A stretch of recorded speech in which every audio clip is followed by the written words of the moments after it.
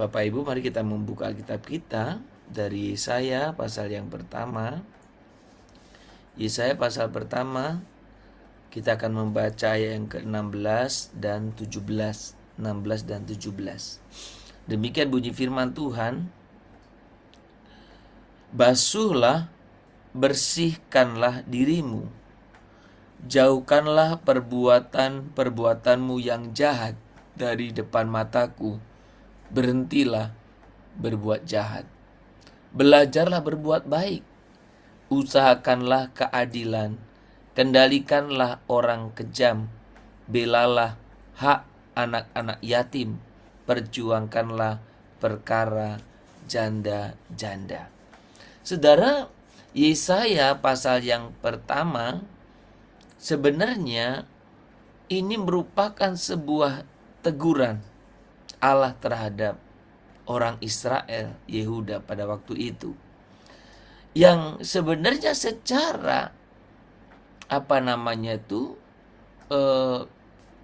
kenyataan mereka rajin beribadah, rajin dalam beribadah. Tetapi persoalannya, ibadah mereka itu hanya ritual, tetapi kosong secara penghayatan atau kosong secara penerapan. Saudara, kalau kita memperhatikan di sini, basuhlah, bersihkanlah dirimu, jauhkanlah dari perbuatan-perbuatanmu yang jahat dari depan mataku. Saudara, hal ini mengungkapkan bagaimana umat Allah atau orang Israel yang datang kepada Allah dalam ibadah-ibadah mereka secara ritual, tetapi kehidupan mereka sehari-harinya tidak sesuai dengan ibadah itu.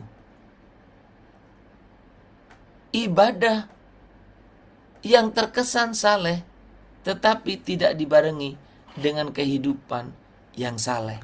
Maka ketika kita berbicara di sini ayat yang ke-17 itu merupakan teguran-teguran yang begitu keras. Ibadah harus selalu teruji dalam praktek kehidupan sehari-hari.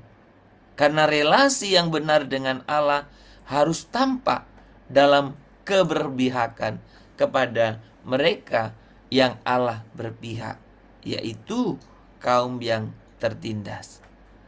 Tanpa kehidupan kita yang sesuai atau sejalan dengan kehendak Allah, maka ibadah itu berubah menjadi kepalsuan agama yang sangat dibenci dan ditolak oleh Allah. Saudara, pagi hari ini renungan kita, saya memberikan judul atau topik kasih menolak kepalsuan. Kasih menolak kepalsuan. Saudara, teguran Yesaya, keteguran Tuhan melalui Nabi Yesaya lahir dari teguran keras Allah terhadap ibadah yang tampak benar tetapi kosong dari kasih yang nyata. Jadi Allah menegur umat Israel karena ibadahnya tampaknya benar, sepertinya dikerjakannya dengan benar, tetapi kosong dari kasih yang nyata. Saudara, jangan salah paham. Tuhan tidak sedang menolak ibadah. Dengar baik ya, karena barang orang jadinya salah menafsirkannya. Tuhan sedang tidak menolak ibadah. Yang Tuhan sedang tolak adalah ibadah yang terpisah dari ketaatan. Kasih tidak cukup dengan perasaan religi atau religius, perasaan rohani. Kasih menuntut pembelajaran tindakan yang aktif, inisiatif aktif, keberanian. Maka di situ ada istilah 3 ya. Belajarlah. Kasih itu menuntut pembelajaran. Belajar apa tadi katakan? Berbuat baik. Berarti kasih itu perlu dilatih. Belajar, berlatih. Inisiatif aktif. Perhatikan cara usahakanlah keadilan dan keberanian profetik. Perhatikan di sana, kendalikanlah penindasan. Saudara, kasih yang menolak kepalsuan adalah kasih yang mendidik hati untuk peka. Yang melatih tangan untuk bertindak. Dan mengarahkan hidup pada kekudusan yang terlihat dalam kehidupan sosial. Dalam keadilan sosial. Saudara, kekudusan tidak diukur dari seberapa khusyuk kita berdoa. Dalam konteks ini ya, kekudusan tidak diukur dari berapa khusyuk Anda menyembah, Anda berdoa. Tetapi kekudusan dilihat dari bukti nyata. Siapa yang kita bela ketika doa selesai. Kepada siapa Anda berpihak ketika ibadah selesai. Saudara, keberpihakan kita itu mencerminkan siapa kita. Bagaimana relasi kita dengan Allah.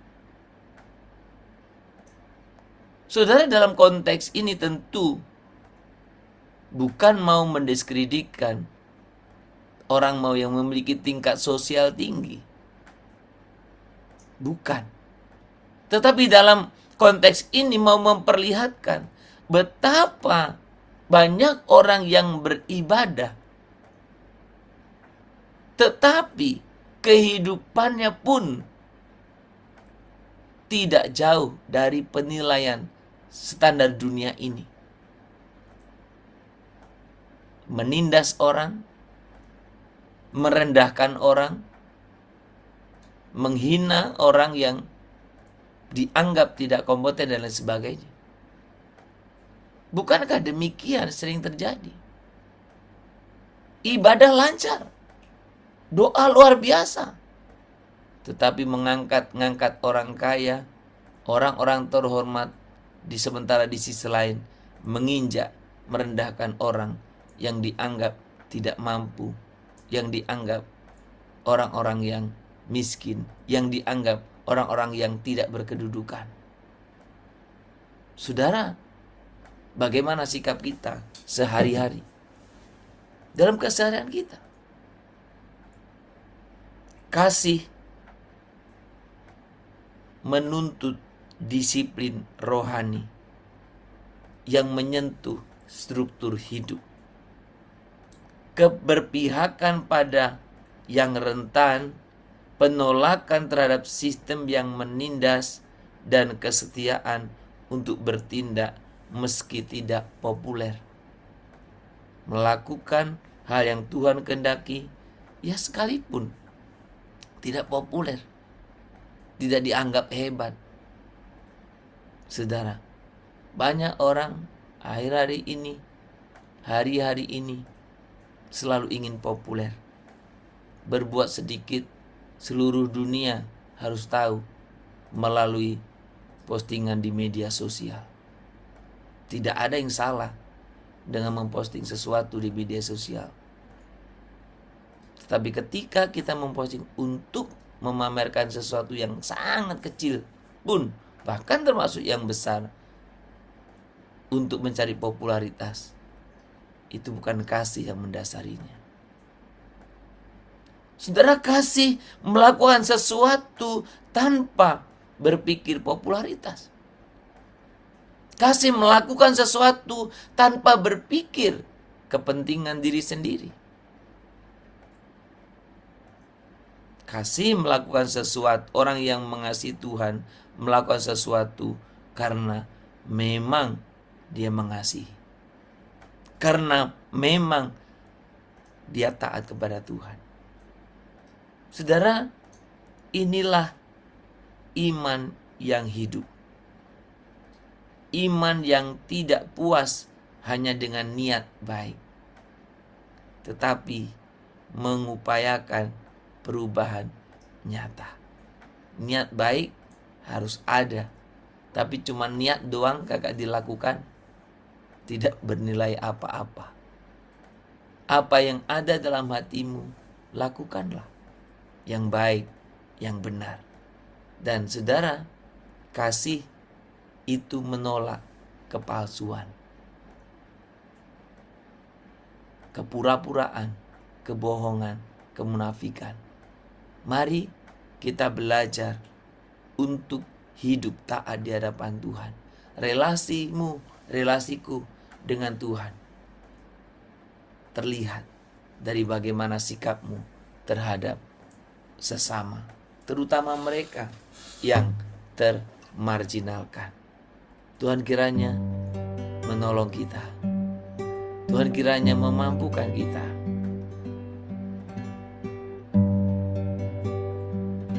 Terima kasih Tuhan Yesus.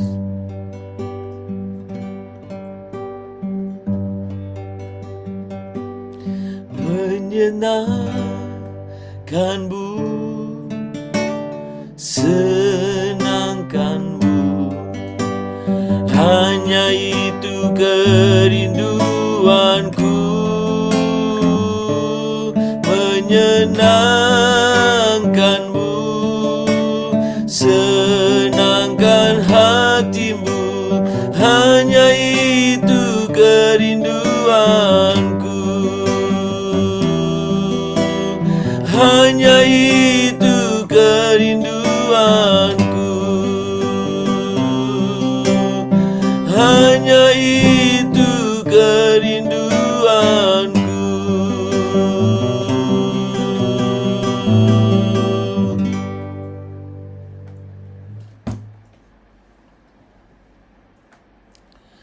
Allah yang adil dan penuh kasih, singkirkan dari kami iman yang puas dengan tampilan luar saja.